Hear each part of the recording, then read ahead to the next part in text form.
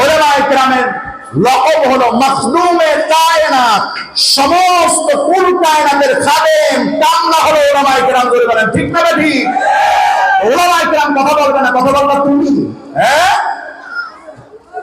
বলে কাঠমিস্ত্রি সব লোহাগুলো জনমের পিটান পিড়িয়ে খালি কাঠের মধ্যে ঢুকাইতে আসো, তাই আমার তো কাঠের মধ্যে লোহা ঢুকেন নেই কাম। কথা পায় না?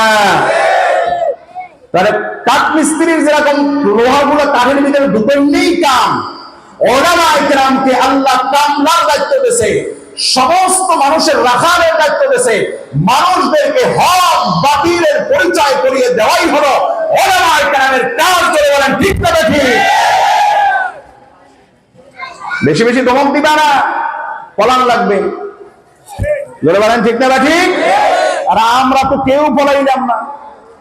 তোমরা যে সময় হামকি তুমকি দিচ্ছ ও সময় পলাই নেই, এখনো পলাবো না। তাই এখন যারা আছে এরা যদি মনে করে আমরা এসে আবার এগুলো শুরু করবো, তাহলে যে আন্দোলন দিয়া ছোট্ট ছোট্ট বাচ্চারা লেনে ফেরাওয়ারে দাঁড়াইছে, এই আন্দোলনের দিকে খেয়াল করবে, তারপর কাম করবে। ঠিক না ঠিক?